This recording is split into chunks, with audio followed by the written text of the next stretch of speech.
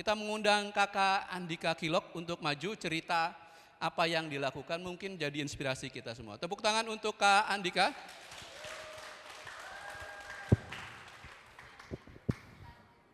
Beliau ini dari Lembata, saya dengar berangkat dari Senin lalu, berenang ya Kak ya? Baru nyampe sini. Kemudian yang kedua ada Kak Sherly Mailani. Mana Kak Sherly sudah hadir di sini? Oh, tepuk tangan untuk Kak Sherly. Kak Sherly dari Kajatra. Dari Jakarta. Dari Jakarta. Dari Jakarta. Kemudian yang terakhir, ini guru saya.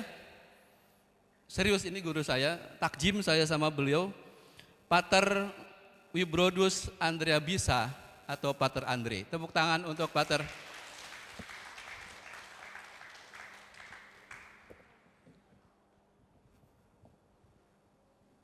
Gimana Pater, sehat? Akhirnya ketemu lagi. Oh, iya. Kak Sherly, makasih. Oke teman-teman, kita punya 3 orang hebat di sini dan teman-teman juga tentu orang-orang hebat juga gitu ya. Nah, kita punya waktu berapa menit teman-teman? Tidak akan terlalu banyak, tetapi rasanya mungkin sejam paling banyak atau 45 menit kalau tidak keliru ya. Kita tidak akan terlalu banyak mungkin nggak cukup ya 45 menit mengungkap apa yang teman-teman lakukan yang sangat inspiratif, tetapi setidaknya ini jadi bekal kita untuk kemudian nanti setelah ngobrol, tiap-tiap kelompok kita akan dibagi dalam kelompok, mendiskusikan situasi di masing-masing desa atau di masing-masing paroki. Kemudian mau ngapain teman-teman dengan situasi yang ada. Kira-kira gitu ya. Tapi mari kita dengarkan dulu teman-teman sekalian soal pendayagunaan, pemanfaatan pangan lokal dan lingkungan di sekitar kita. Itu caranya bisa banyak. Oke? Mungkin selama ini kita kalau ngomong pangan, pertanian, nyangkul, nanem gitu. Bisa jadi. Jadi peran kita di konteks pangan lokal, pertanian itu bisa di hulu, diproduksi. Tapi bisa juga di level konsumsinya. Teman-teman tidak hanya sebagai para petani atau produsen pangan, tetapi juga sebagai konsumen, benar gak? Siapa yang selama lahir sampai sekarang tidak makan? Angkat tangan. Siapa yang terakhir makan? Tadi makan siang? Apa yang dimakan? Nasi saja? Sayur? Lauk? Oke? Ada yang jajan selain itu? Yang beli makanan selain makanan berat apa? Minuman? Ada yang minuman? Beli minuman gak ada? STK atau apakah? Oke, teman-teman, di Indonesia jumlah anak muda makin banyak. Kalau jumlah anak muda makin banyak, maka kebutuhan pangannya makin sedikit atau makin banyak? So, dalam memperjuangkan perubahan lewat pangan lokal atau lingkungan, teman-teman punya peran di 2 sisi. Satu sisi sebagai produsen, betul? Sisi lain teman-teman sebagai konsumen. Nah, kita akan belajar ini dari para pembicara kita, kegiatan-kegiatan atau aksi-aksi mereka pada 2 sisi itu ya. Ditambah satu nanti mungkin dari Romo, bahwa ngomongin soal lingkungan segala macam itu bagian dari keimanan. Nanti Romo terakhir aja boleh ya. Karena Romo harus yang paling top lah itu ya bahasanya. Kita mulai dari Andika. Andika boleh cerita dulu. Andika ini boleh kenalan dari mana? Terus saya pernah baca juga Andika dari komunitas gebetan. Ada yang tahu gebetan? Kalau di Jakarta gebetan tuh saya lagi ngincer cewek, itu gebetan saya namanya. Nah, apakah Andika dan teman-teman juga lagi ngincer sesuatu gitu? Andika boleh kenalan dulu dari mana, apa komunitasnya, terus apa yang dilakukan? Oke, baik Pak Aib. Selamat sore untuk kita semua. Perkenalkan, saya Andika Kilok, asal dari Lembata. Kemudian saya dari salah satu lokal champion dari Koalisi Pangan Baik, dan kemudian dari lokal champion itu kita berinisiatif bersama teman-teman di Desa Tapo Bali, berinisiatif membentuk satu kelompok atau komunitas namanya komunitas gebetan. Nah, mungkin kedengaran di telinga teman-teman semua bahwa apa itu gebetan. Gebetan sendiri adalah kalau diterjemahkan dalam bahasa kami itu gerep lamu tapo bali oleh utun, yang kalau dalam bahasa Indonesianya muda-mudi tapo bali ujung kampung. Nah, di dalam komunitas itu juga kita memakai nama gebetan sebagai visi kita. Visi kita adalah gerakan bersama menuju tapo bali asri dan nyaman. Begitu Pak, ini terkait komunitasnya. Ini memang hanya muda-mudi, yang tua-tua nggak masuk di kelompok ini.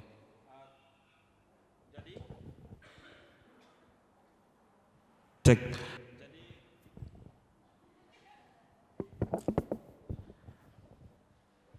Sebenarnya di komunitas itu kita lebih prioritaskan orang mudanya, tetapi tidak menutup kemungkinan dengan orang tua atau yang sudah berusia lanjut, Pak.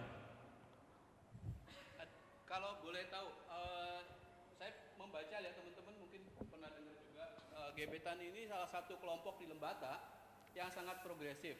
Progresif dalam arti di desa yang lain belum ada kelompok seradikal mereka lah ya. Kenapa radikal saya mau katakan? Karena mereka berusaha membalikan situasi. Dulu pangan lokal di sana nggak ada, tapi Andika dan kawan-kawan luar biasa berjuang, katanya nanam sorghum. Ya benar Pak. Terus konservasi air. Boleh cerita nggak apa yang dilakukan oleh teman-teman? Jadi kalau untuk menanam sorghum ini sejak tahun 2018 itu kita sudah mulai dengan budidaya sorghum. Sebelum budidaya itu memang sorghum itu bagi kami sendiri tidak tahu apa itu sorghum. Pertama ditawarkan untuk budidaya sorghum itu sendiri, saya berpikir bahwa sorghum itu adalah jenis tanaman berkambium sih sebenarnya.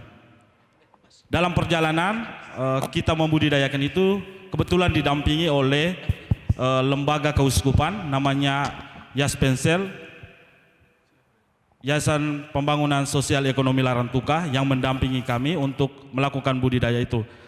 Nah, di tahun 2018 kita mulai menanam, dan setelah hasil yang kita peroleh itu mulai ada kesadaran dari orang-orang tua atau masyarakat. Ternyata mereka tahu bahwa sorghum itu sebenarnya ada.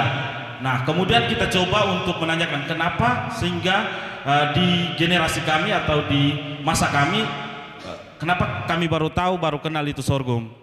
Nah, kemudian mereka menjelaskan bahwa pada tahun kurang lebih tahun 70-an itu ada program berasnisasi itu yang mulai memudarkan pangan-pangan lokal itu.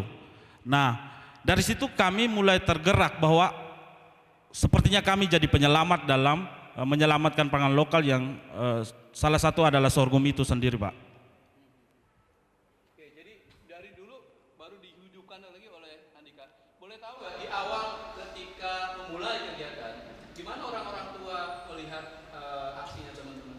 Oke, jadi dari awal pertama memang dilihat sih, kalau dari latar belakang saya sendiri sebagai penggagas komunitas, sebenarnya latar belakang saya dulu pernah merantau, pernah menjadi migran, dan ternyata saya menjadi migran itu ilegal sehingga tidak punya dokumentasi apa-apa. Nah, di dunia perantauan saya menemukan ternyata saya menjadi kuli, saya menjadi kata kasarnya saya menjadi budak di tanah orang, yang mana bekerja sebagai tukang kebun di kelapa sawit. Nah, ketika tukang kebun di kelapa sawit, kerjaan keseharian adalah penyiangan rumput, pembersihan rumput di kelapa sawit itu, dan saya merefleksikan secara tersendiri bahwa kok memangnya di Indonesia tidak ada rumput sampai saya harus datang untuk cabut rumput di Indonesia, di Malaysia begitu. Di situ mulai tergeraklah. Jadi saya ke merantau itu tahun 2016. Tahun 2017 pulang, dan tahun 2008 itu kami mulai dengan sorghum itu. Sebenarnya pertama orang tua tidak mendukung sih, karena melihat dari latar belakang saya sebelumnya adalah untuk ke kebun saja itu jarang sekali. bahkan hasil panen dari orang tua yang mau diamankan ke lumbung, itu juga saya tidak pernah menyentuh. Jadi ketika saya masuk untuk mulai bekerja kebun, itu orang tua biarkan karena mereka melihat bahwa kok dia bisa. Dan saya menunjukkan bahwa ya mungkin ini jalannya atau jati diri saya ada di sini. Sehingga saya mulai melakukan, dan orang tua ketika mulai berpartisipasi langsung itu ketika sudah ada hasilnya. Dan ternyata saya sendiri membuktikan ke orang tua saya bahwa saya bisa menjadi seorang petani sebenarnya. Mungkin itu sih Pak.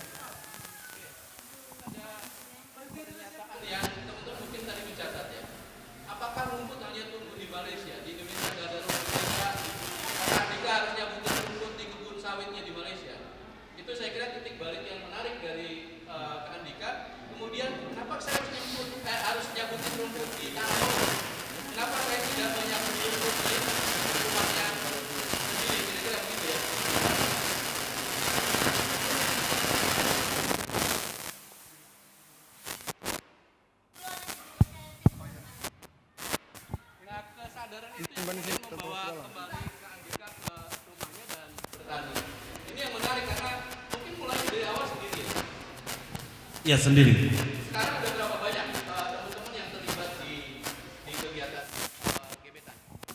Awalnya kita hanya 5 orang dari mulai tanam di 2018, dan kemudian dalam perjalanan itu rata-rata artinya kita mulai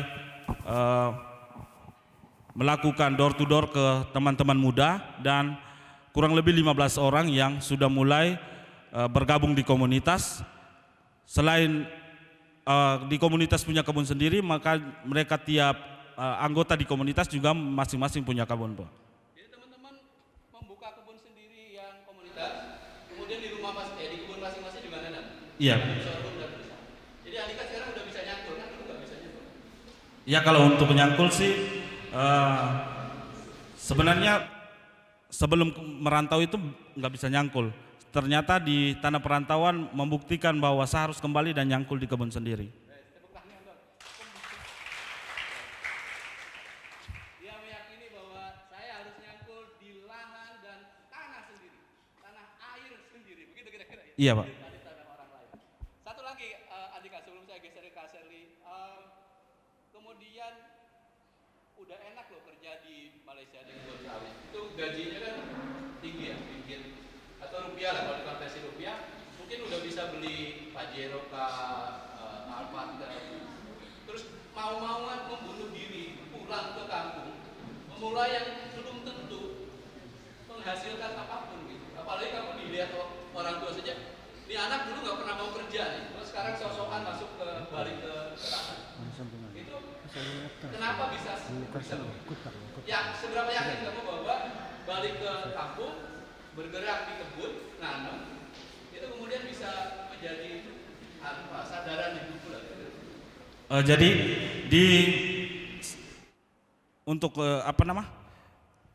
sampai saya pulang itu saya memikirkan begini. Memang hidup di tanah rantau itu banyak uangnya, tiap bulan kita dapat gaji, dan kita tahu seberapa besar gaji kita. Beda dengan di kampung. Tetapi ada perbedaannya, bahwa kita di merantau otomatis kita kerja baru makan. Tetapi kalau di kampung kita tidak kerja juga pasti kita bisa makan, karena ada ubi, ada pisang dan lain sebagainya. Apalagi kita kerja. Terima kasih Dika, sampai di sini ada 2 pertanyaan lanjutan, tapi saya mau geser ke Kak Sherly. Teman-teman bisa mencatat ya, nekatnya radikalnya Dika itu udah kerja enak balik jadi petani gitu ya, dan menanam tanaman yang lokal yang belum tentu tahu di pasar juga. Jadi saya mau tanya pertanyaan lanjutan. Kak Sherly ini bisa, kalau teman-teman bisa googling, ada namanya Health Hero Game Indonesia. Sambil jalan nanti silakan cek, tapi Kak Sherly boleh kenalan sedikit. Kak Sherly jadi bukan dari lembaga ya, karena nggak kenal sama dia. Kak Sherly dari mana, kemudian apa ya Health Heroes itu? Terima kasih kesempatannya. Selamat sore teman-teman semua. Bagaimana kabarnya? Ya. Terima Terima kasih banyak sudah mau menyempatkan waktunya untuk hadir ke side event Festival Golokwe ini. Boleh tepuk tangan untuk teman-teman semua atas semangatnya. Senang sekali dapat bergabung di side event ini untuk bisa sharing dengan teman-teman muda hebat di Manggarai Barat ini. Perkenalkan, saya Sherly Meilani, bisa disapa Sherly. Sudah bergabung dengan Healthy Indonesia sejak tahun 2022 atau sejak awal terbentuknya Healthy Indonesia. Nah, pertanyaan selanjutnya, apa itu Healthy Indonesia? Jadi Healthy Indonesia adalah organisasi anak muda yang memiliki fokus pada permasalahan kesehatan remaja. Nah, jadi kami selama 2 tahun ini sudah menjalankan berbagai aksi yang memang didasari atas kesadaran dan kepedulian kami sebagai remaja untuk bisa mendapatkan hak kesehatan kami, terutama hak atas pangan dan juga hak atas gizi. Nah, kami sudah menjalankan berbagai kegiatan untuk memberikan informasi kepada teman-teman remaja agar memiliki pola makan yang sehat. Nah, selain itu kami juga sering menyuarakan kesehatan remaja, kami sering menyampaikan tentang hak kesehatan remaja. Hingga saat ini, Healthy Indonesia telah memiliki 47 Healthy fasilitator yang tersebar di berbagai wilayah di Indonesia. Ada yang di Surabaya, di Jember, DKI Jakarta, ada juga di Bogor, dan ada di Kota Depok. Nah, mungkin nextnya Healthy Indonesia akan ada di Manggarai Barat ini. Nah, dari berbagai kegiatan yang sudah kami lakukan, kami sudah menjangkau lebih dari 15.000 remaja melalui kegiatan online dan offline kami. Sekian perkenalan untuk diri saya dan Healthy Indonesia. Sudah banyak apa istilahnya, bukan cabang ya, Health Heroes di seluruh Indonesia, yang belum kayaknya di Manggarai dan NTT. Teman-teman siap-siap, kata Kak Seti, nanti kita akan bikin peluang di sini juga, teman-teman bisa jadi join seperti Kak Seti. Oke? Ini bukan hanya perempuan kan, laki-laki juga boleh? Iya, selama masih usia remaja. Oke, usia remaja itu 50 ke bawah ya, supaya kita masuk ya. Jawabnya ada supaya kami bisa masuk. Kak Seti, ada yang menarik ya teman-teman kalau barusan dengarkan. Kalau Kak Andika, itu gerakannya, kegiatannya itu di lahan, betul nggak? Karena nanam kan, nanam pangan lokal dan seterusnya. Nah, Kak Seti agak sedikit berbeda karena mendorong tindakan perilaku anak muda di level konsumsi supaya makan yang lebih sehat, dan itu ada relasinya dengan pangan lokal pada ini. Kak Seti boleh cerita nggak? Bener nggak ya yang saya bilang? Gerakannya ada di sisi hilir ya, sebagai konsumen. Tapi apa yang dilakukan secara secara langsung? Kegiatannya dalam bentuk apa saja? Oke, kegiatan yang kami lakukan di wilayah kami itu ada beberapa jenis kegiatan. Yang pertama itu karena sasarannya usia remaja, jadi kami mendatangi SMP dan SMA untuk menjalankan kegiatan kami yang tentunya dikemas dengan kegiatan yang remaja dan tidak membosankan. Jadi bukan hanya interaksi seperti seminar atau talk show, tapi kami mengajak remaja untuk kemudian sadar dan benar-benar peduli untuk memiliki pola makan yang sehat. Nah, itu kegiatannya Healthy Rose School. Kami memberikan informasi tentang label pangan dan juga gizi remaja. Gitu. Lalu selanjutnya, karena remaja itu sangat dekat sekali dengan media sosial, hampir setiap waktu menggunakan media sosial. Bukan hanya untuk mencari informasi, tapi juga untuk mencari hiburan, lalu untuk sekedar update kehidupan. Pasti kan menggunakan media sosial. Kami mempunyai Instagram dan website yang kami gunakan untuk mengunggah konten edukatif agar kemudian semakin banyak remaja yang dapat terjangkau dan dapat mengakses informasi tersebut. Nah, selanjutnya kami juga sudah ada pada tahap audiensi dan advokasi kepada pemerintah untuk menyampaikan keresahan yang kami temukan dari teman-teman remaja lainnya. Jadi Healthy Rose ini bukan sekedar menjalankan aksi kepada teman-teman remaja, tapi kami juga menyampaikan keresahan yang kami temukan dari kegiatan kami supaya suara teman-teman di sini, suara teman-teman yang kami jangkau itu bisa sampai kepada pemerintah. Seperti itu. Yes, jadi Kak Sati dan teman-teman di Healthy Rose lebih banyak mendorong, membagi informasi, ngajak edukasi ya ke teman-teman di sekolah, di publik lewat seminar dan seterusnya. jadi menarik. Kalau boleh tahu apa tadi yang website dan media sosialnya supaya teman-teman ngerti Oke. juga. Boleh langsung dicari setelah ini. Jadi Instagramnya itu dan websitenya sama penulisannya healthheroes.id. Tapi hanya satu, healthheroes.id. Semoga sudah ketemu ya sambil dilihat tapi kita dengarkan juga. Nah Kak Sherly, ini jadi pertanyaannya jadi menarik. Saya mau tes ke teman-teman. Tahu nggak? Tahu nggak?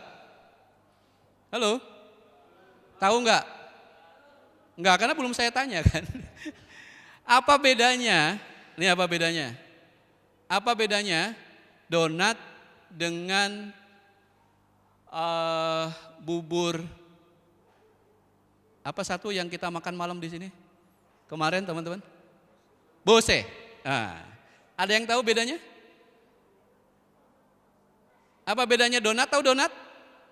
Kue donat tahu? Apa bedanya kue donat dengan jagung bose yang kita makan kemarin malam di sini? Kakak? Bentuknya, oke. Donat ada bolongnya di tengah, jagung bose nggak ada bolongnya, oke bentuknya. Ada yang tahu lain lagi? Rasa, donat rasanya manis, jagung bose rasanya kayak jagung. Ya namanya jagung. Tuh. Ada yang tahu lagi? Prosesnya, kalau donat ditinju-tinju supaya bolong, kalau bose diaduk-aduk gitu? Apalagi? Bahan dasarnya, donat dari mana ada yang tahu? Tepung terigu dari mana ada yang tahu? Siapa yang nanamnya? Nah kan nggak tahu kan? Kalau jagung bose tahu dari mana asalnya? Siapa yang nanam? Di mana? Mungkin di Manggarai Barat tuh. Nah Kak Sherly nyambung dari itu tuh. Ternyata kita sendiri nih teman-teman, banyak yang nggak tahu soal makanan itu tidak hanya makanan tuh. Tapi ada ceritanya juga kan. Ada yang kalau kita bilang sih ada yang sehat, ada yang nggak sehat gitu ya. Nah Kak Sherly nyambung dengan yang barusan. Alasan besarnya teman-teman di Health Heroes tuh kenapa sih harus ngajarin anak muda supaya tahu makanan yang sehat, yang bergizi, bahkan mungkin kita ngomong berdaulat gitu ya. Itu apa alasan terbesarnya? Oke, sebelum menjawab itu dari yang bisa saya simpulkan jawaban teman-teman, berarti kemungkinan besar alasan memilih makanan itu berdasarkan mungkin bentuknya yang menarik gitu atau rasanya yang lebih kita sukai. Nah, jadi hal yang paling mendasar yang harus dilakukan oleh generasi muda itu kita perlu sadar nih akan pentingnya pola makan yang sehat dan tentunya berbasis dengan pangan lokal. Nah kenapa sih harus pangan lokal? Karena pangan lokal itu selain mudah didapat dan harganya lebih terjangkau, nah ternyata pangan lokal itu jauh lebih aman untuk dikonsumsi sebagai pangan harian dan tentunya lebih bergizi. Nah pertanyaannya, teman-teman di sini udah menjadikan pangan lokal sebagai pangan harian, setiap hari makannya makanan instan atau malah memanfaatkan pangan lokal? Biasanya memilih donat atau misalnya ada dua pilihan nih, donat dengan makanan yang semalam. Teman-teman bakal pilih yang mana? Yakin. Serius nih, yakin? Yakin ya? Yakin Awas ya. Nah, ini juga sejalan dengan budaya pangan di mana budaya pangan itu memiliki tiga aspek, yaitu memikirkan, menilai dan juga meresapi. Nah jadi kita sebagai anak muda itu perlu banget untuk berpikir dan menilai kalau makanan yang kita konsumsi itu bukan semata-mata untuk membuat kita kenyang. Gitu. Pokoknya makanan ini hanya untuk buat saya kenyang, itu salah banget. Nah tapi kita generasi muda juga perlu meresapi kalau budaya pangan itu suatu hal yang harus kita syukuri atas keanekaragaman bentuk pangan. Nah terutama pangan lokal yang ada di daerah kita. Karena tadi pangan lokal itu selain mudah didapat dan harganya lebih terjangkau, pangan lokal itu lebih aman untuk dikonsumsi menjadi pangan harian dan tentunya lebih bergizi. Seperti itu. Sip. Apa tadi Kak Sherly? Satu, kalau mau makan mulai sekarang, resapi, ya apa tadi yang pertama? Pikirkan, ini makanan sehat enggak? Asalnya dari mana sih? Merugikan kita enggak? Oke? Karena Kak Sherly ya makin banyak sekarang makanan yang menyebabkan penyakit ya teman-teman ya. Yang kedua, pikirkan, kemudian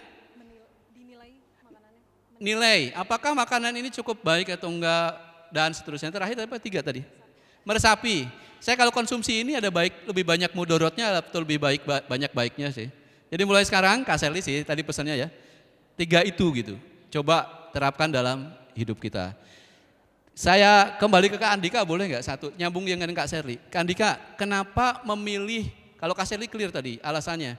Teman-teman kalau mau konsumsi usahakan yang lokal karena kecenderungannya lebih sehat gitu ya. Dan tadi bisa diproduksi di dalam negeri. Kalau Kak Andika, kenapa balik jauh-jauh ngerantau, balik ke kampung nanamnya sorghum? Kenapa nggak nanam emas kah, nanam perak kah gitu?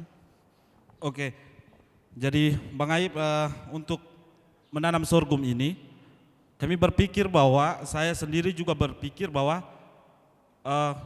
kalau kita tidak memulai dari sekarang, generasi berikutnya, generasi setelah saya, mungkin juga tidak tahu itu sorghum.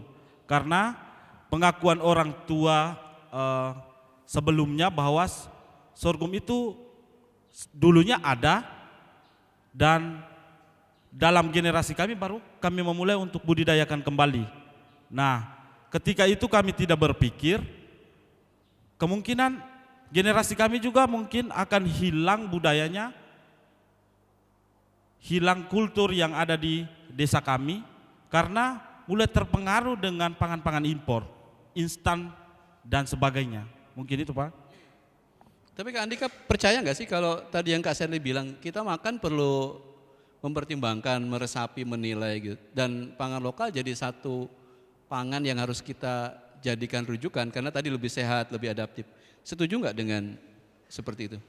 Kalau saya sependapat dengan Kak Sherly bahwa kita mau memakan sesuatu itu kita perlu memikirkan juga, perlu melihat apa sih bahannya dari mana asalnya. Jangan sampai kita tidak tahu sudah terkontaminasi dengan bahan-bahan kimia dan lain sebagainya. Oke, sip. Sampai di situ ya. Ngeri sih kalian berdua nih. Satu ngomongin di hulu. Kenapa sih nggak kerja sama aja? Nanam terus nanti dipromosikan Kak Sherly kira-kira gitu ya. Kayaknya cocok juga. Saya geser ke Pater. Saya teman-teman ketemu Pater Andre itu 2023. Kalau nggak ada salib di dadanya, saya kira preman ini, serius. karena gondrong, ketemu gondrong, Pater ya. Tapi begitu ketemu dia malaikat ternyata, serius. Ketika kita ada taping podcast tahun lalu, nunggu tayang ya Om ya, nanti kita akan tayangkan. Nah ada satu obrolan yang menarik teman-teman. Pater Andre kan dari JPIC ya. Saya masih ingat satu poin besar dari Pater Andre bahwa religiusitas kita sebagai makhluk makhluk Tuhan ini nggak bisa hanya vertikal lah, kira-kira bahasa kasar gitu ya teman-teman. Tapi bagaimana kita hidup harus juga horizontal, dan horizontal itu dalam konteks hubungan dengan manusia dengan alam itu harus sama baiknya dengan hubungan kita secara vertikal ke Tuhan yang Maha Kuasa itu. Nah, Pater Andre, setelah mendengarkan 2 cerita ini, sebelum saya nanya gerakan tindakan Pater Andre dulu.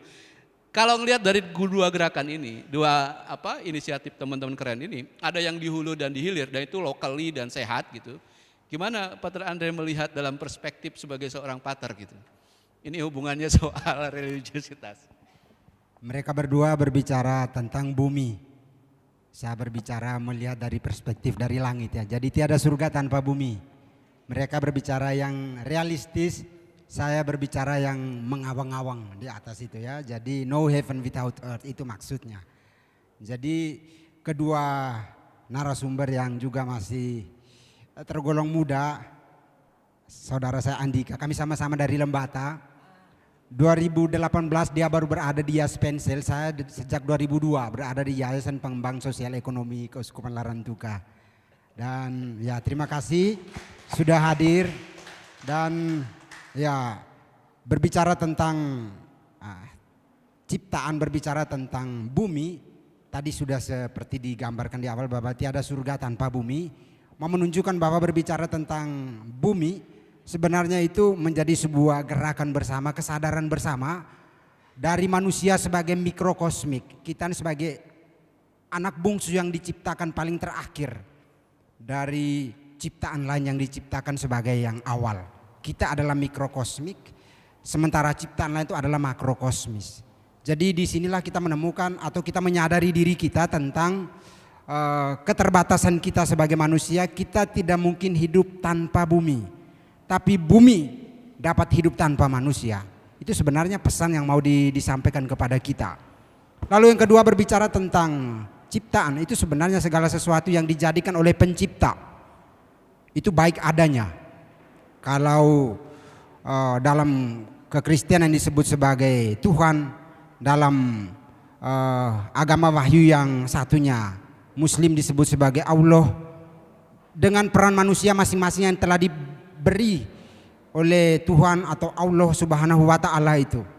Saudari yang di samping saya menyebut manusia ini sebagai khalifah Allah, sementara kita yang Kristen menyebut diri kita sebagai kolaborator Dei, rekan kerja Allah atau co-kreator Dei, rekan secipta Allah. Dan di sini kita menyadari bahwa kalau kita menyadari diri sebagai rekan kerja Allah, co-kreator Dei atau khalifah Allah, di sini kita menyadari bahwa tanggung jawab yang diberikan kepada kita sebagai mikrokosmik ini begitu besar untuk menjaga jagat gede, ya, makrokosmik ini. Sehingga memang di sini kita menyadari diri kita bahwa kita tidak bisa memisahkan diri kita dari tata kelola alam yang kita sebut sebagai rumah kita bersama. Kesadaran diri sebagai petani tercermin dalam pembicaraan saudara Andika tadi. Tugas petani sudah disampaikan dengan jelas, sebagai produser, sebagai manajer, dan sebagai pemulia.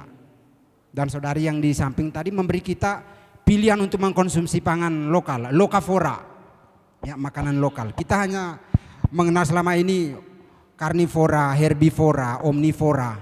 Sore hari ini kita berbicara tentang lokavora. Terima kasih saudari sudah mengingatkan kita tentang lokavora, makanan lokal, karena kita adalah apa yang kita makan. You are what you eat. Sehingga memang disinilah persis kita menemukan dan menghubungkan apa yang kita buat di bumi, apa yang kita makan, itu menghubungkan kita juga dengan pencipta yang sejak awal menjadikan segala sesuatu baik adanya, dan kemudian memerintahkan kita untuk apa, mengerjakan, menguasai, dan kemudian menjadikan itu sebagai mencukupi kebutuhan kita. Dan tugas kita adalah apa? 3 hal itu: menghargai, how to respect. Yang kedua adalah melindungi, how to protect, dan yang ketiga how to fulfill.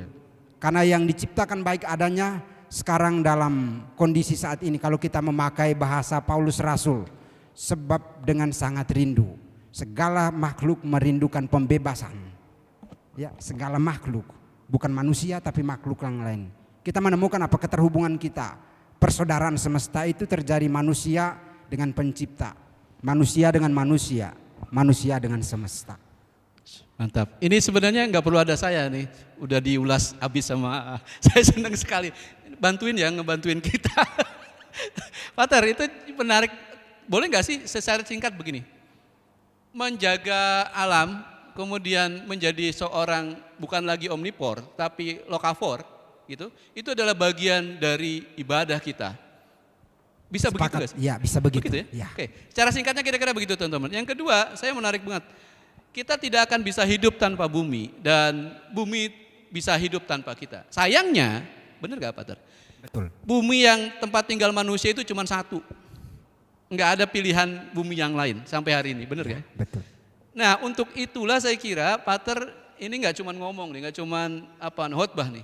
Saya dengar Pater juga, terakhir siapa yang sering ngelihat YouTube-nya Pater Andre, angkat tangan. Belum ada yang subscribe, please subscribe.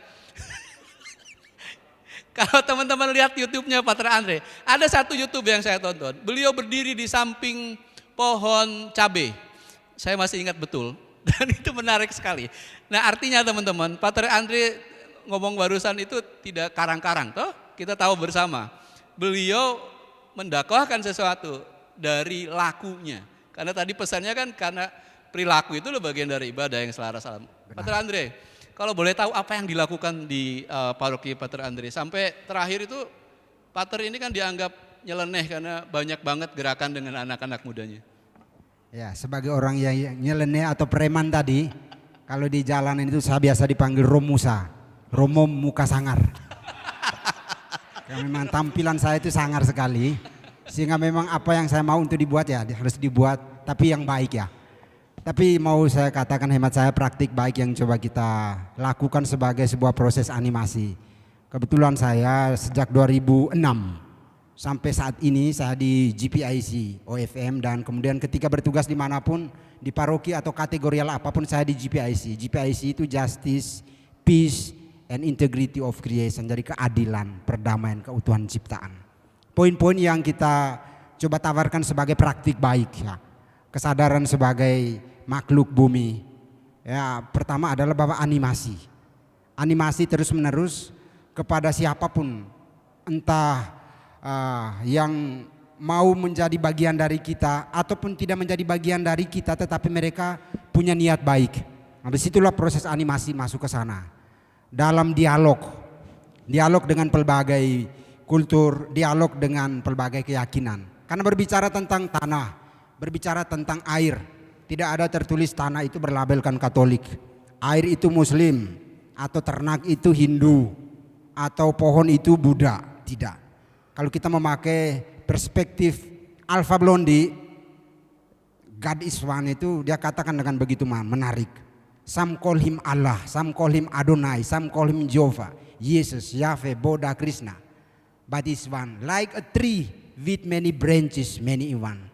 Jadi Allah Tuhan itu satu, tapi cara orang mendekatkan diri kepadanya atau darinya orang dapat melakukan sesuatu itu berbeda-beda dengan penyebutannya.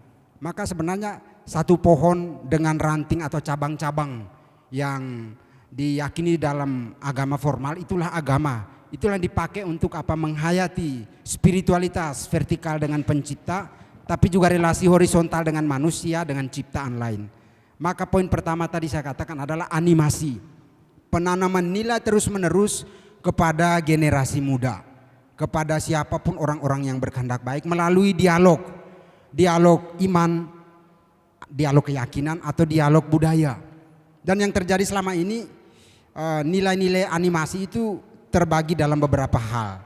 Dalam praktek baik yang satunya dalam pastoral, ekopastoral atau juga ekopedagogi. Ekopastoral adalah bagaimana pastoral itu membawa orang untuk apa? Tidak alergi dengan tanah, tidak alergi untuk menjadi petani.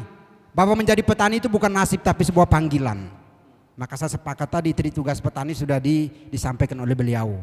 Menjadi petani bukan nasib tapi sebuah panggilan. Animasi tentang ketertarikan, tentang pilihan menjadi petani itu menjadi sebuah panggilan bukan nasib.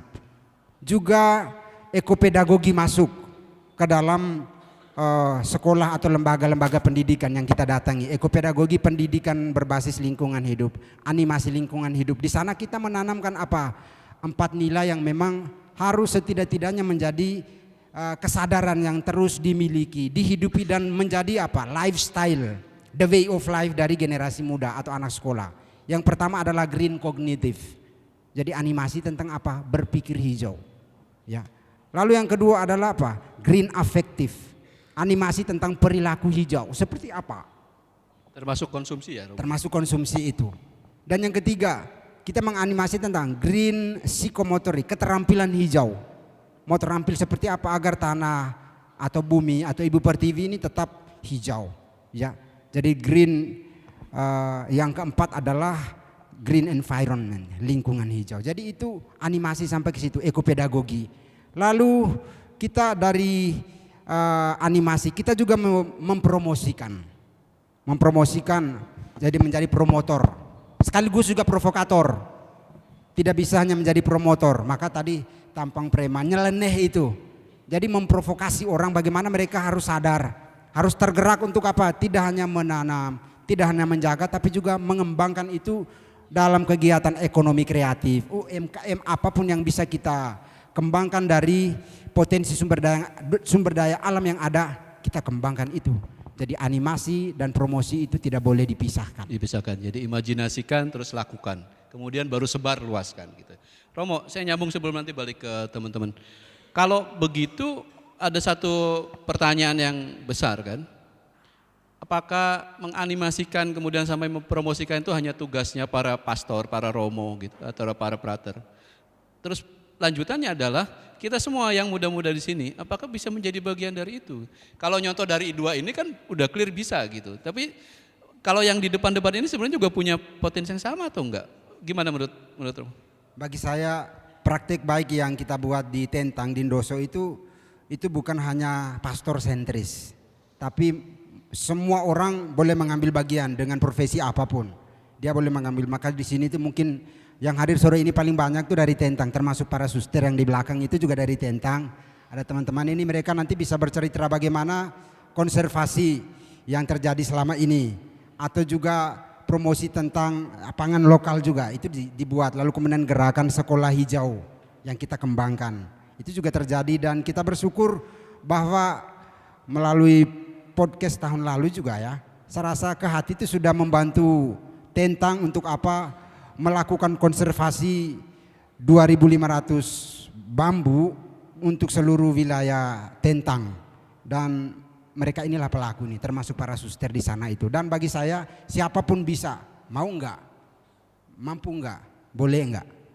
Oke, so anak muda punya bahkan bukan hanya potensi tapi kekuatan, buktinya sudah melakukan. Ini sudah pelaku ya, bukan Pelaku. lagi tersangka ini ya. Ini udah pelaku, pelaku ya. ini. Sudah pelaku. Pasal berlapis ini kalau sudah di. Oke, makasih. Saya geser ke Shirley. Sebelum saya buka pertanyaan untuk teman-teman. Shirley, kenapa kamu ngelihat atau teman-teman di Heart Heroes bahwa anak muda punya potensi besar untuk melakukan perubahan? Dan selama ini mungkin orang selalu promosi. Saya sendiri kadang-kadang promosi, sama kayak Peter Andre kan. Ayo nanam pangan lokal, ayo konservasi segala macam. Itu kan selalu di hulu ya. Tapi Shirley dan kawan-kawan dorong justru di hilir banget di level konsumsi. Jadi di sisi demand ya, demand side-nya gitu. Seberapa yakin sih dan kenapa anak muda harus terlibat di situ gitu?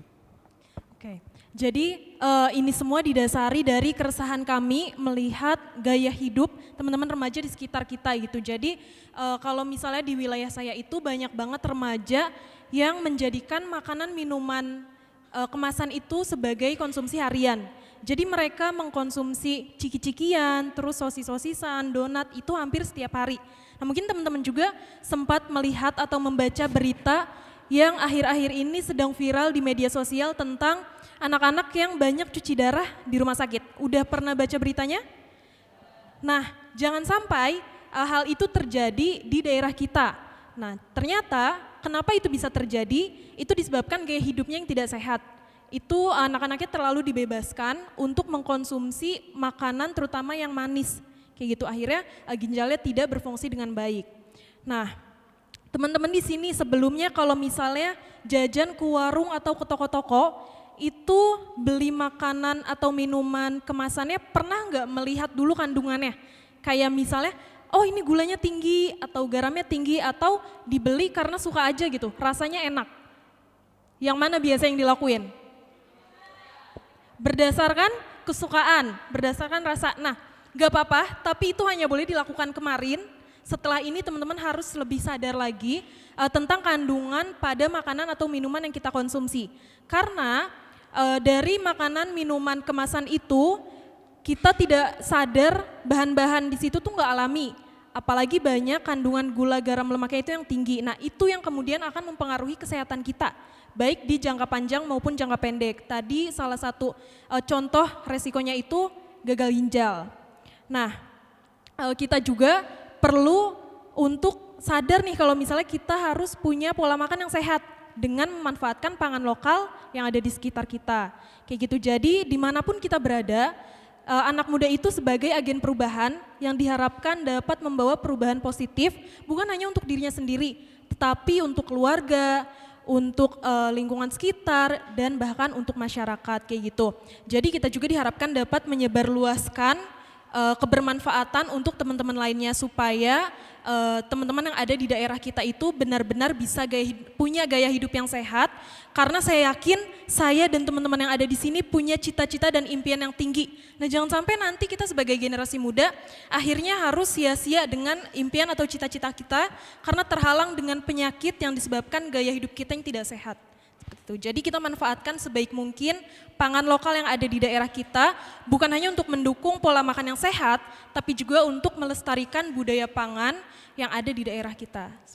Yes, jadi lagi-lagi di garis bawah yang tebal sama Kak Sherly, teman-teman bisa jadi aktor penting dalam perubahan-perubahan itu. Lewat pola konsumsi yang sehat tadi ya teman-teman. Kalau selama ini makan, ya asal makan gitu ya. Temennya beli, sebut saja makanan A gitu, ya kita ikut lah gitu. Lagi tren nih di Labuan Bajo, ada yang baru buka misalnya minuman boba kayak gitu-gitu kan, beli gitu. Tanpa tahu apa di balik itu. Nah yang menarik juga menurut saya teman-teman dari Kak Sherly, saya pakai kaos ini, kami pakai kaos nanti semoga ada kebagian juga, kalau enggak mohon maaf nih. Tapi tulisannya menarik nih, sehat untuk dirimu, benar ya? Sehat untuk diriku, sehat untuk bumiku. Ini saya kira slogan yang sangat menarik nih. Memulai dari kesehatan diri, karena kemudian akan memberikan dampak pada lingkungan kita. Seperti pesannya Pater tadi. Dan menarik juga, saya mau ke Andika. Dapat dibayangkan teman-teman, kalau teman-teman di Manggarai Barat misalnya, hari ini nggak ada lagi yang makan jagung, nggak ada lagi yang makan sorghum, nggak ada lagi minum kopi, minumannya yang botolan terus gitu. Itu kira-kira Andika bisa, petani-petani masih ada nggak ke depan? Menurut teman-teman, kalau semua orang Manggarai nggak minum kopi, semua orang di Manggarai nggak makan tanaman yang diproduksi di desa-desa, kira-kira gimana nasib para petani di desa kita? Orang-orang tua kita. Kalau pesannya Sherly tadi, yang kamu konsumsi itu harus sehat, tapi bisa lokal. Kenapa? Karena itu kan memberikan dukungan pada para petani di daerahnya. Kalau teman-teman beli makanan dari luar terus, nggak ada pendapatan dong buat petaninya. Iya nggak? Nah saya mau nanya Andika, seberapa penting si anak muda, terutama sebagai konsumen yang maunya Kak Sherly, bagi gerakanmu? Karena kita tahu juga, saya dengar Andika bikin produk namanya kopi sorghum, betul ya? Betul. Ya, gimana pandangannya Dika? Kalau anak muda sendiri udah nggak mau makan pangan lokal, gimana kalian yang di sisi produksi gitu? Jadi kita buat kopi sorghum itu berdasarkan bahwa kita melihat seberapa besar orang mengonsumsi atau sering minum kopi. Nah, di situ kita coba masuk dengan sorghum ini. Jadi kita olah menjadi bubuk kopi, tetapi lebih dominannya adalah sorghum. Jadi pada prosesnya bahwa mix antara kopi dan sorghum, namun yang didominankan adalah sorghum. Tujuannya adalah bagaimana untuk mempengaruhi orang-orang muda bahwa ternyata kita bertani bisa menghasilkan uang. Ternyata apa yang kita tanam itu dapat bermanfaat bagi tubuh kita. Nah itu yang menjadi prinsip kami di komunitas untuk melakukan budidaya sorghum itu. Jadi kita tidak sekedar untuk cuman menanam saja, tetapi kita berusaha untuk membuatnya semaksimal mungkin dalam produk yang dilihat orang itu hal baru begitu. Seperti itu yang sudah kami lakukan. Artinya dukungan konsumen jadi penting kan dalam usahamu gitu. Saya mau ke Romo. Romo ini kan akhirnya ada dimensi baru yang kita perbincangkan. Menjaga alam, menjaga lingkungan, tantangannya adalah soal ekonomi Romo. Dika masih beruntung, dia segera insaf pada jalan yang lurus. Siratal mustaqim kalau di muslim. Dia balik ke hitohnya gitu ya. Tapi ada challenge yang besar, orang anak muda mungkin ngapain sih nanam bambu nggak dapat uangnya tuh, ngapain sih nanam sorghum, ngapain sih jadi petani uangnya nggak banyak gitu. Ada satu challenge atau ngapain uang saya punya kok, ngapain saya dibatas-batasi beli sesuatu gitu. Ini kan ada satu dimensi yang ekologikal tetapi juga ada problem ekonomi yang dia dihadapi, perspektif itu. Romo gimana melihatnya dan sebagai anak muda itu gimana Romo bisa memastikan itu? Bagi saya melihatnya begini, bahwa cara berpikir kita yang menamakan diri kita manusia modern ini kan sudah sedikit mulai bergeser. Bergeser yang dikedepankan adalah pro people, pro profit ekonomi dan pro ekologi itu menjadi sedikit merenggang. Itu apa? Karena tercerabutnya budaya lokal. Kearifan lokal itu sudah mulai punah hilang. Bagaimana kita membangun dialog untuk menjaga alam, menjaga bumi, tapi budaya itu sudah tercerabut. Agama lokal ya, alam pikiran tradisional itu sudah tidak ada lagi. Sebagai contoh, karena ini konteks Manggarai. Cara berpikir Manggarai tentang bumi dalam kesatuan dengan pencipta itu dalam satu slogan gendang one lingkon peang. Rumah di dalam, kebun di luar. Dan itu dijabarkan dalam 5 Pancasila. Bukan hanya Pancasila dalam negara tapi Pancasila Manggarai juga ada loh. Baru bate kaeng, rumah. Natas bate lakbar itu halaman atau pelataran tempat orang mengalami persaudaraan. Yang ketiga, Uma bate duat, kebun. Ya, di sana orang akan bekerja bercocok tanam menjadi petani. Yang keempat adalah vai bate teku, air untuk kehidupan. Dan yang kelima adalah compang bate dari mesbah, altar persembahan kepada leluhur atau juga kepada semesta. Bagi saya bergesernya paradigma pro ekologi itu menjadi sedikit menjauh karena apa? Orang sudah tidak lagi menemukan di sana budaya lokal yang dipertahankan. Bagaimana saya bisa mengatakan tadi sebagai contoh tentang 5 Pancasila tadi berbicara tentang air.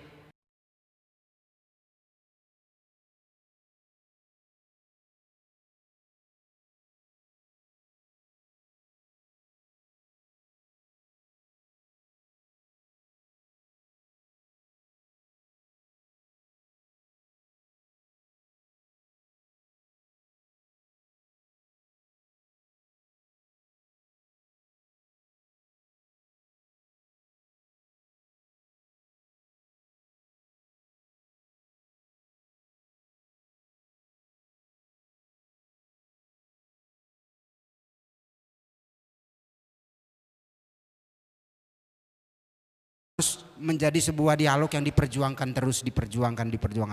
Maka kita masuk ke tingkatan yang lebih tinggi adalah semacam sebuah dalam tanda petik memaksa supaya wajib dilakukan kegiatan konservasi apapun. Maka kita pakai pendekatan pohon sakramen. You mau terima sakramen, baptis, komuni pertama, mau menikah, mau sakramen tobat. Harus tanam pohon dulu di mata air, di kebun baru dilayani sakramen. Dan itu menjadi nyambung Bapak, iman harus merangkul bumi. Jadi iman harus merangkul bumi karena bumi memelukmu erat. Wah, itu kan ya Romo ya, kira-kira begitu ya. Oke, teman-teman, ada 10 menit tersisa, saya pengen ngobrol banyak apalagi sama teman-teman bertiga ini. Tapi kita punya waktu yang terbatas, ada 10 menit sisa. Saya mempersilahkan kalau ada ingin melengkapi, mengklarifikasi, bercerita pengalaman atau bertanya juga boleh.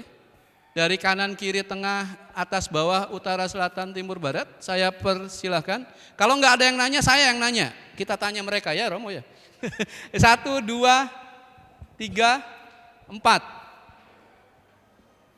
Yang sebelah sini belum ada yang nanya? Masih berpikir? Oke, sip. Kita mulai dari kakak yang belakang dulu, baru ke yang kakak topi, baru ke sini, baru ke kakak Cindy. Oh, kakak juga. Oke, sip. 5 ya. Silakan. Nama, kemudian asal. Gitu ya. Terima kasih atas kesempatan yang diberikan kepada saya. Perkenalkan, nama saya Rati. Saya dari Paroki Lengkong Jepang. Berkaitan dengan materi yang kita sharingkan pada sore hari ini, saya mengucapkan terima kasih kepada Bu Materi karena ya apa yang telah di-sharingkan pada sore hari ini tuh ya memberikan wawasan yang begitu luas kepada kami, terlebih khusus kami sebagai kaum muda, berkaitan dengan terlebih khusus yang di-sharingkan oleh Kakak Andika tadi, itu sangat memberikan dampak positif dan juga ya motivasi yang sangat kuat bagi kami, terlebih khusus ya bagaimana kita ya, mencintai kekayaan kita sendiri, terlebih khusus kekayaan yang ada di Manggarai Raya ini. Dan apa yang telah di-sharingkan oleh Kakak Andika juga tadi, ya memberikan wawasan yang baru juga bagi saya karena berkaitan dengan pengalaman yang Kakak Andika sharingkan tadi bahwa ya Kakak telah membentuk suatu komunitas yang bisa mempekerjakan orang-orang di sekitar kita. Dan hal ini sangat bagus bagi saya karena hal ini membuat tingkat pengangguran itu ya semakin berkurang. Itu karena ya kita tahu bahwa masyarakat yang ada di Manggarai ini masih banyak yang pengangguran dan setelah Kakak Andika membentuk komunitas seperti itu, bagi saya ini juga hal yang bisa memotivasi kita semua yang ada di sini untuk membuat ataupun membentuk hal-hal kecil seperti ini. Dan mungkin teman-teman juga berpikir bahwa ini hanya komunitas yang beranggotakan sedikit orang, tetapi komunitas ini telah ya memberikan dampak yang sangat positif yang membuat orang itu ya tidak hanya ya leha-leha ke sana ke sini, tetapi ya bisa bekerja yang memberikan hal baru ataupun ya memberikan pekerjaan bagi orang-orang yang tidak mempunyai pekerjaan. Jadi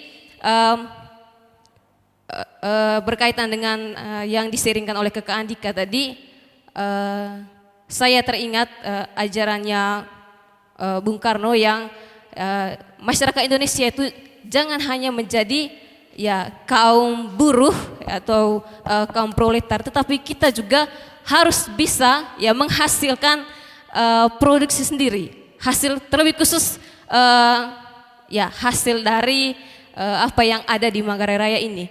Jadi berkaitan dengan itu Keuskupan Ruteng ini telah ya menyelenggarakan Tahun Ekologi Pastoral Integral. Jadi ini sangat mendukung apa yang ada di ya tanah kita ini, yang membuat kita terlebih khusus apa yang telah di-sharingkan oleh Pak Ter tadi, ya kita harus mencintai lingkungan yang ada di sekitar kita karena tanpa kita sadari manusia dan tumbuhan itu sangat apa namanya? Ada kaitannya. Ya, kita membutuhkan tumbuhan karena kita hidup tuh ya dari mereka.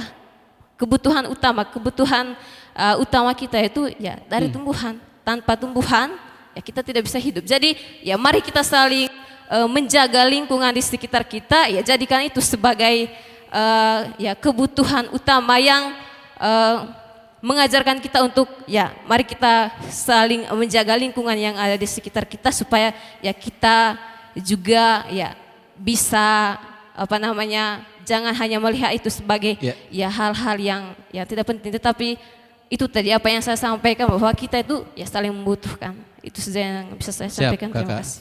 Terima kasih tambahan penguat bagi kita ya. Nanti kalau mau di komentarnya juga bagus. Tapi kira saya menarik karena ada satu hal yang sangat penting, mengutip yang Bung Karno bilang, jadilah tuan di negeri sendiri.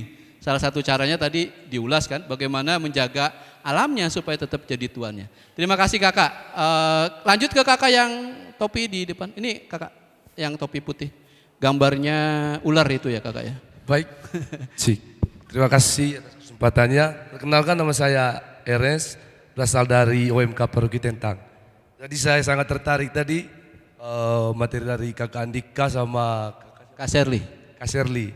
Dari Kakak Sherly tadi kita bisa dengar di mana dia memberitahu kita untuk memakan makanan yang sehat ya, atau makanan dari pangan lokal. Jadi ini sebetulnya juga sebenarnya ingin mengenalkan bahwa tentang kebudayaan dari asal makanan tersebut. Misalnya dari Manggarai misalnya. Ketika kita buat dari pisang, sudah itu dari ubi. Ketika kita sering mengkonsumsi atau dibungkus baik-baik, dikemas baik-baik itu, Dan itu kebudayaan dan asal dari makanan tersebut bisa dikenal luas oleh tempat-tempat lain. Itu poinnya penting yang pertama. Dan yang kedua tadi, ini sebenarnya pertanyaan untuk Kakak Andika. Di mana Kakak Andika tadi sempat mengatakan akan mencari generasi penerus ya. Sebenarnya ini masalah umum untuk kita semua yang ada di sini. Di mana ini untuk kesadaran masyarakat, bukan masyarakat, orang muda yang berada di suatu tempat. Karena ya kita rasakan sekarang itu rata-rata anak-anak muda yang ada di tempat kita masing-masing itu kurangnya kesadaran untuk melakukan sesuatu atau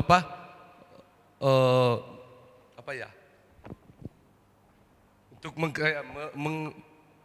Membuat inovasi baru, kreasi. Ya. Serta mempertahankan inovasi yang sudah ada. Kira-kira langkah dari Kakak Andika itu sendiri untuk mempertahankan apa yang telah sudah dilakukan seperti apa? Ya. Mungkin itu saja. Terima kasih. Sip. Terima kasih Kakak. Tadi ngomong soal pangan lokal itu bagian dari tidak hanya ritus budaya, tetapi identitas. Tadi Romo mengingatkan juga. Kita geser ke Kakak dan yang tadi ke Andika ya. Gimana mempertahankan semangat dan inovasi yang dikembangkan. Silakan Kak. Oke, terima kasih atas waktu yang telah diberikan kepada saya. Perkenalkan, nama saya Naldo, saya dari Seminari Santo Yohanes Paulus II Labuan Bajo. Baik, langsung saja ke pertanyaan. Pertanyaannya lebih fokus kepada presenter yang kedua, Kakak Shirley. Perlu digarisbawahi bahwa gizi buruk itu bukan dari faktor makanan saja, tapi memang salah satunya kan dari faktor makanan. Jadi yang menjadi pertanyaan, sebelum ke situ, saya mau mengatakan gizi buruk itu salah satunya juga dari faktor gen atau keturunan. Nah, yang menjadi pertanyaan saya, bagaimana cara penanganan dari lembaga Kak Shirley, ya. Lembaganya Kak Shirley untuk mengatasi permasalahan tersebut. Terima kasih. Siap. Geser dulu ke kakak sekalian, Kak Shirley bisa di note ya pertanyaannya. Oh, baik, terima kasih atas waktunya. Saya Roland, untuk perkenalkan dirinya, saya dari Seminari Santo Yohanes Paulus II unit KPA. Dan sangat menarik tadi apa yang sudah disampaikan dari 3 narasumber kita, dan 2 narasumbernya juga merupakan 2 orang yang sekaligus adalah produsen dan satunya lagi sebagai konsumen. Dan itu kita dengarkan mereka punya pengalaman, dari cara mereka merintis itu sudah sangat luar biasa sekali bagi kita anak muda. Tapi saya lebih merujuk kepada narasumber yang pertama. Kita melihat bahwa dunia ini semakin luas, tapi tingkat kesadaran kita sebagai manusia itu sudah semakin ada yang melenceng, ada yang masih lurus tuh. Kita lihat produk yang kita buat atau tadi seperti sorghum itu. Tapi pada tingkatan masyarakat sekarang, terlebih khusus untuk kita yang di Manggarai, itu kita sering sekali dengan yang namanya gengsi. Kita mau berinovasi, berkreasi dengan sesuatu hal yang baru, tapi kita selalu lihat dia punya motif barangnya itu seperti apa. Gitu. Dan itu yang membuat saya tanyakan, bagaimana cara meningkatkan kesadaran kepada masyarakat tadi. Karena bagi saya apa yang sudah dikatakan oleh Romo tadi tentang provokasi dengan animasi itu saya rasa itu belum cukup sekali. Kemudian saya merujuk lagi pertanyaan dari kepada narasumber yang ketiga. Sangat bagus sekali apa yang sudah dipaparkan oleh Pater tadi, dan itu sangat kontekstual dengan apa yang diajarkan oleh Paus Fransiskus tentang ensikliknya Laudato Si, dan dia merumuskan dalam beberapa hal. Dan itu tadi yang sudah sangat konteks sekali itu ialah antara kita dengan Allah. Tapi apa yang pernah saya dapatkan, yang pernah saya baca, Paus Fransiskus mengatakan dalam ensikliknya ialah alam yang kita tempati sekarang ini merupakan apa yang akan kita wariskan kepada anak cucu kita. Jadi maksudnya begini, apa yang kita tanam, yang kita tanam sekarang, apa yang kita kelola sekarang, itu juga akan menjadi warisan untuk generasi-generasi berikutnya. Oke. Baik, ya. itu Pertanyaannya hanya satu. Ya, untuk Romo, untuk Pater ya. Iya. Oke, sip sudah. Pater dapat ya. Jadi tindakan sekarang itu sebenarnya juga bagian dari yang akan depan. Oke, makasih kakak. Tapi Kak Andika tadi gimana bangunin ya kesadaran dari sendiri jadi 15 sekarang gitu. Mungkin nanti akan nambah lagi. Terakhir di kakak Cindy ya, ke sebelah kanan. Ini pertanyaannya berat-berat nih. Luar biasa. Baik, terima kasih atas kesempatan yang diberikan. Perkenalkan, saya Cindy Soge, lokal champion pangan baik dari Flores Timur. Pertama sekali saya mengapresiasi ketiga pemateri kita yang sangat luar biasa telah membagikan ilmu-ilmu baiknya kepada kita semua. Dan secara khusus saya berikan apresiasi kepada teman saya Andika, karena memang dia membalikan, seingat saya itu ada sebuah lirik lagu yang diciptakan oleh seorang imam dari Flores Timur. Itu liriknya, hujan emas di tanah orang dan hujan batu di tanah sendiri. Kemudian Andika bisa merefleksikan diri, lalu membalikan fakta itu menjadikan hujan batu di tanah orang dan memilih untuk menjadikan hujan emas di tanah sendiri. Itu hal yang pertama. Lalu yang kedua, saya ingin bertanya kepada Kak Sherly. Yang pertama, sejauh ini saya juga kebetulan membudidayakan pangan-pangan lokal dan mengembangkan dalam bentuk produk-produk olahan berbasis pangan lokal.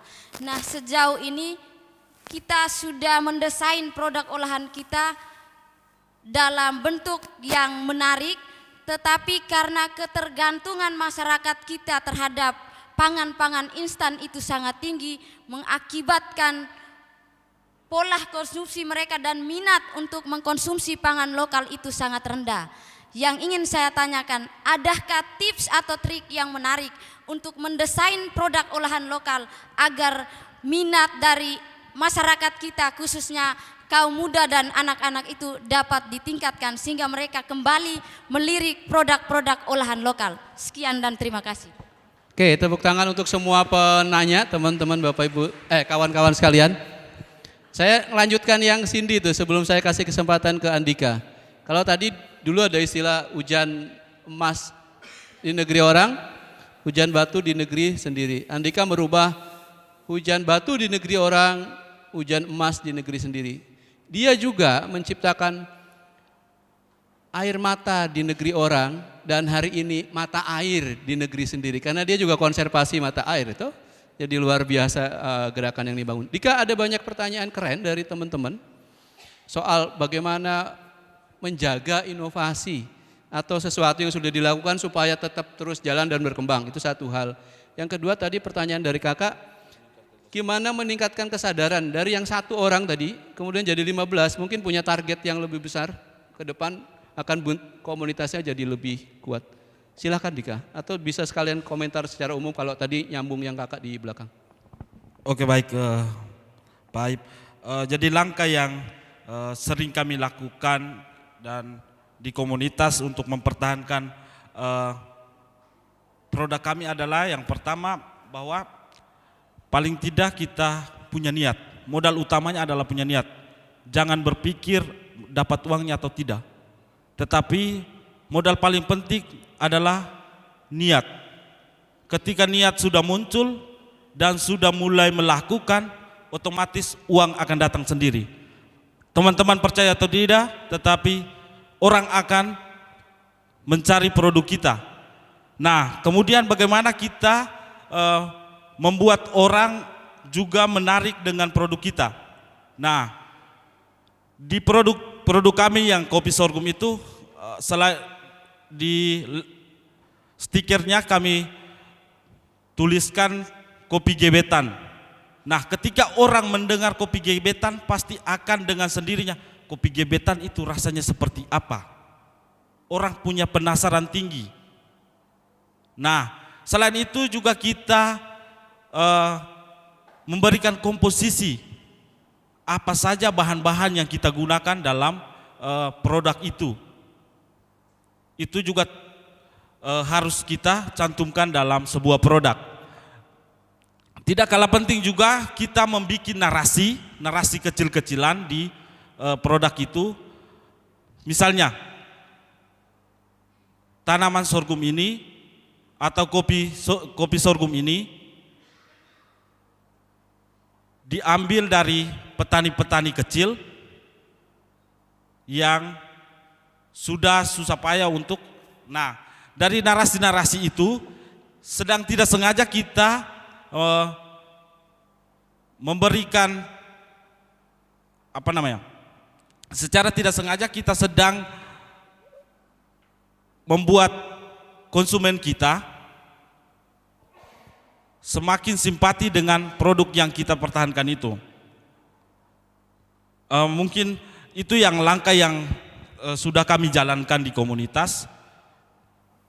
Tapi kalau ngajak dari sendiri kemudian jadi 15 orang sekarang dan mereka nggak keluar dari komunitas, gimana caranya? Sebenarnya untuk meningkatkan kesadaran masyarakat terkhusus anak muda ini, sebenarnya untuk anak muda itu soal tentang berbicara kesadaran, pasti namanya anak muda melakukan sesuatu tuh pasti dia mau buat apa juga, mau dapat apa juga.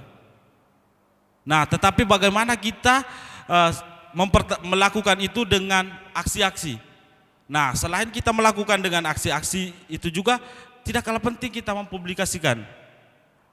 Nah, pada prinsipnya itu yang sering digunakan oleh teman-teman lokal champion koalisi pangan baik itu, aksi tanpa publikasi bukan sebuah reputasi. Nah itu juga membuat orang teman-teman muda juga, oh ya ternyata saya lakukan ini, didokumentasikan dan dipublikasikan. Secara tidak sengaja dia sendiri juga membanggakan diri, oh iya ternyata saya buat hal kecil yang secara tidak sengaja tetapi merasa bahwa kita sedang menghargai dia, apa yang dia kerjakan. Nah, kemudian untuk mempertahankan dari 1 orang sampai 15 orang ini, sistemnya kita lakukan door to door. Jadi kita bisa dapat mempengaruhi orang itu, setidaknya mereka akan melihat apa yang kita sudah lakukan. Nah, ketika kita sudah lakukan itu, karena namanya anak muda pasti dia akan lihat apa sih buktinya apa dan apa yang bisa saya dapatkan. Nah, ketika kalau kita sudah melakukan, contohnya kita sudah melakukan pembuatan kopi dan menjual untuk mendapatkan uang, otomatis oh ya teman saya bisa bergabung kah? Kalau itu logat lembata, Reu saya bisa bergabung kah?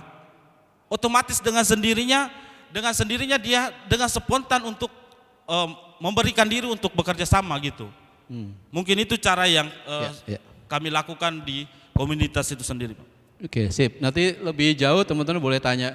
Sebenarnya ada rahasia besar yang belum diceritain tuh ya.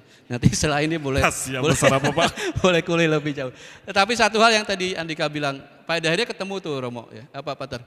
Kalau anak muda juga perlu diberikan contoh, itu satu. Yang kedua, aspek profitnya juga harus mulai ditonjolkan kan, untuk bisa menjaga semangat dan motivasinya. Kita ke Kak Serly. Kak Serly tadi ada satu tambahan komentar dari kakak di belakang, kemudian pertanyaan statement juga soal pangan lokal dan historical gitu ya, dengan adat budaya. Yang terakhir soal gimana kita anak-anak muda di Health Heroes bisa menjadi bagian dari menyelesaikan persoalan-persoalan gizi, stunting misalnya contohnya.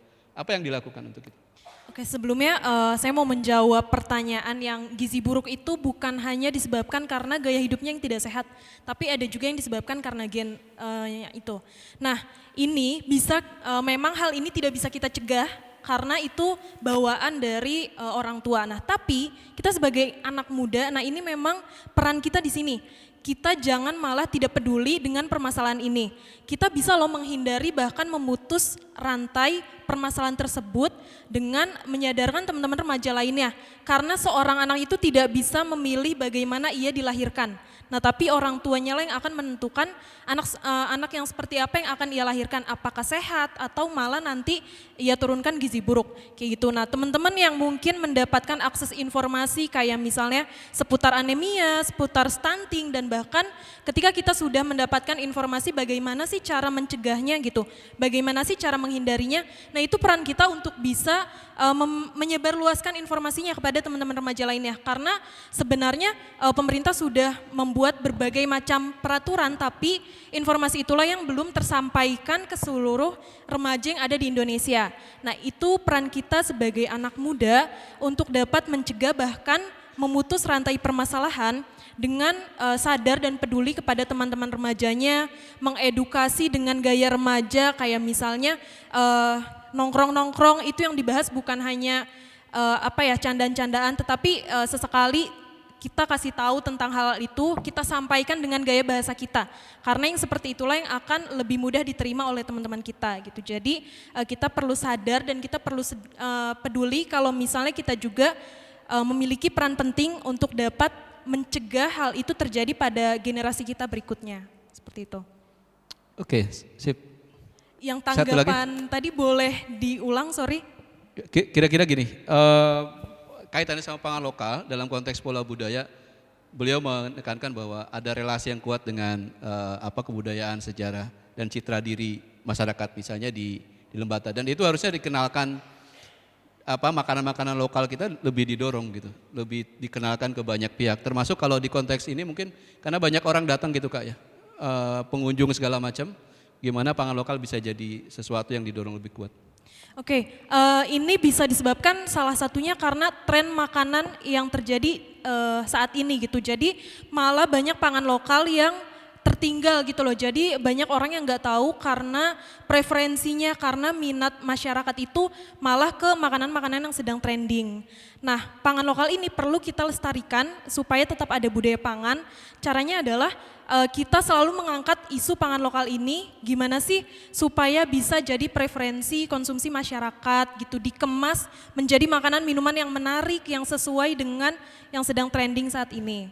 Mungkin sekiranya itu caranya kira-kira begitu. Anak muda bisa main di situ ya. Bisa, apalagi anak muda kan sekarang gak pernah lepas dari media sosial, pasti selalulah update yang sedang trending di TikTok, di Instagram. Nah kita bisa adaptasi hal-hal yang sedang viral, lalu kita masukkan pangan lokal, kita bentuk makanan minuman yang berbahan dasar pangan lokal supaya bisa sesuai dengan keinginan masyarakat seperti itu. Oke, satu lagi yang dari Kak Cindy tadi, ada punya pengalaman nggak gimana bisa mendorong produk-produk lokal lebih digemari gitu? Oke, terima kasih Kak Cindy. Sebelumnya semalam pernah ke bazarnya juga dan itu luar biasa sekali anak muda bisa menciptakan berbagai produk yang berbahan dasar dengan pangan lokal. Nah ini saya sangat mengapresiasi sekali atas kesadaran dan kepeduliannya. Nah bagaimana sih tips dan triknya? Yang pertama itu kita buat makanan dan minuman yang tadi yang kita sesuaikan dengan hal-hal yang sedang trending. Gitu, jadi enggak mengikuti makanan-makanan yang kemarin-kemarin, tapi kita buat inovasi baru dan tetap berbahan pangan lokal. Nah, tapi itu udah kita lakuin Kak gitu, kayak kita udah kok buat kopi dari sorghum, lalu buat kacang-kacangan yang dari pangan lokal. Nah, tapi tetap nih enggak menjadi preferensi masyarakat gitu untuk bisa mengonsumsinya. Nah, kita perlu mengunggah, kayak mempromosikan makanan dan minuman itu ke media sosial. Karena dari media sosial itu yang dijangkau bukan hanya masyarakat di daerah ini, tapi bisa keluar daerah dan makanan kita itu lebih dikenal. Yang paling penting itu kita bisa menyesuaikan dengan hal-hal yang sedang trending. Misalnya teman-teman kenal Kak Game yang ada di TikTok, kenal Kak Game? Yang suka bilang paham, kenal? Nah mungkin bisa kayak dibuat konten, kita buat iklan dari makanan minuman kita misalnya, kan berbahan dasar pangan lokal gitu, kayak singkat saja gitu, kamu bukan anak muda kalau misalnya kamu belum makan pangan lokal, paham, terus dikasih lihatlah makanan minuman itu. Jadi kita sesuaikan dengan hal-hal yang sedang trending. Nah yang terakhir itu kita berkolaborasi dengan organisasi lain, dengan komunitas anak muda lain, karena ketika kita jalan sendiri itu tantangan yang kita hadapi itu lebih besar dan lebih sulit untuk dijalani. Tapi ketika kita bisa bersama-sama, kerjasama, berkolaborasi, terus memperkenalkan juga ke komunitas anak muda lainnya, itu akan bisa lebih kuat untuk diketahui oleh teman-teman lainnya gitu. Jadi perlu banget kolaborasi dengan komunitas atau organisasi anak muda lainnya. Kelompok lain ya, oke. Sip, makasih Kak Shirley. Romo, sebelum menjawab itu, teman-teman saya membaca satu tulisan Yudi Latif ya, seorang filosof, akhirnya dia jadi kayak filosof gitu ya. Dia bilang gini, dulu kita dihadapkan pada penjajahan sumber daya. Oke, Portugis, Belanda datang ke sini karena ingin merebut dan menguasai sumber daya yang ada di Indonesia. Hari ini teman-teman, dan itu menciptakan ketamakan dan kerusakan yang luar biasa. Dan hari ini dia bilang di tulisannya, kita sedang menghadapi penjajahan baru yang disebut sebagai penjajahan atas waktu. Apa itu? Karena kita sedang merampas, nyambung dengan kakak tadi, sedang merampas hak, sedang merampas kesempatan generasi setelah kita. Sumber dayanya kita habiskan sekarang. Itu yang sedang dilakukan oleh kita. Tidak hanya sebagai produsen, tidak hanya sebagai anak muda, tetapi juga sebagai konsumen tadi. Jadi anak-anak kita setelah kita, teman-teman, sudah dijajah duluan oleh ketamakan kita. Kira-kira bahasanya gitu. Sehingga beliau mengatakan bahwa kita sedang melakukan penjajahan waktu atas generasi yang akan datang. Romo, nyambung dengan yang pertanyaan tadi. Ya betul bahwa merampas waktu dalam bahasa kalau kita memakai terminologi perlindungan keutuhan cipta itu kan kita tidak lagi mewariskan mata air tapi mewariskan air mata. Karena mereka generasi yang akan datang mereka akan mengerti seperti hidup di dunia anta beranta, dunia dongeng. Nah itu kan perampasan waktu dalam artian itu. Tetapi hemat saya juga nyambung dengan pertanyaan tadi bahwa tidak bisa kita hanya animasi penanaman nilai. Tidak bisa hanya kita mempromosikan, itu kan hanya sabda. Tapi sabda juga harus menjadi daging. Nah yang kita lakukan selama ini juga adalah pendampingan kelompok UMKM. Nanti teman-teman bisa mengecek di UMKM Tentang itu di stand Tentang itu UMKM apa? Temulawak, gula merah, jahe, kunyit. Nah, itu kan pendampingan kepada kelompok tani. Yang mendampingi dan bermitra dengan kelompok tani juga adalah orang-orang muda. Yang saat ini kita punya orang muda di Tentang lumayan banyak dan mereka bisa dijadikan sebagai andalan.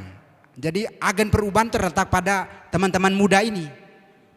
Tidak ke generasi yang sebelumnya, tapi teman-teman ini. Maka cara yang kita bisa lakukan selain tadi mempromosikan, menganimasi, tapi juga melibatkan, mengikut sertakan. Masuk melalui pintu mereka, lalu keluar melalui pintu kita. Mereka maunya apa? Maka betul tahun ekologi integral ini Keuskupan Ruteng memberi peran banyak kepada kaum muda. IT tadi, teknologi tadi, menggunakan media sosial untuk berbicara tentang ekologi integral, berbicara tentang perjuangan petani, apapun yang pasti tidak bisa terlepas dari ekologi atau gerakan merawat bumi ini.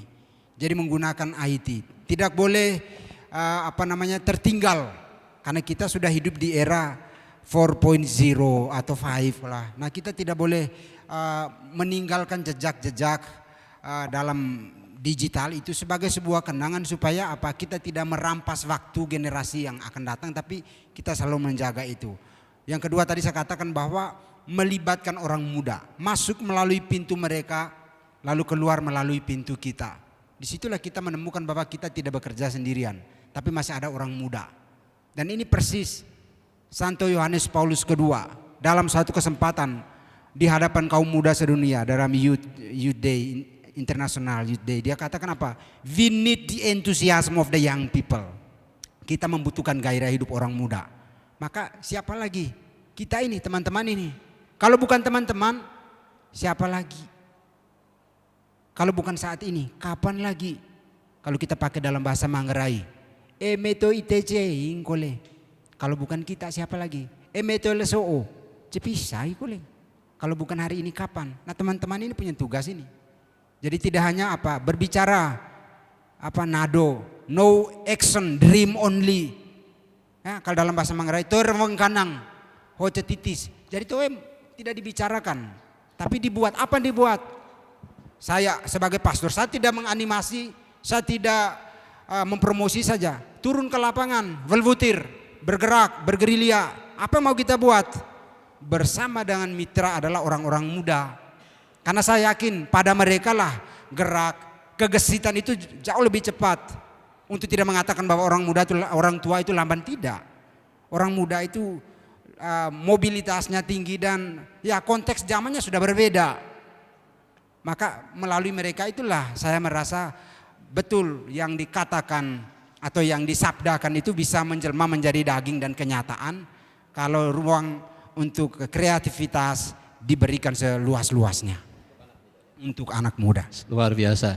Jadi kalau bukan kita anak muda, siapa lagi?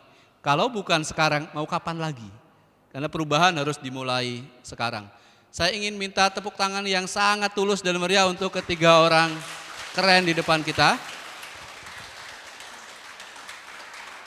Terima kasih Pater Andre, Kak Shirley dan Kak Andika. Untuk penutup teman-teman, saya mau membacakan quote-nya Najwa Shihab. Dia bilang begini, ini merefleksikan tiga orang dan teman-teman semua.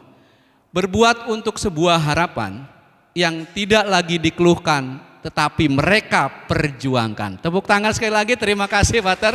Terima kasih Kak Shirley dan Kak Andika yang sudah memberikan contoh bahwa harapan tidak untuk dikeluhkan, tapi diperjuangkan.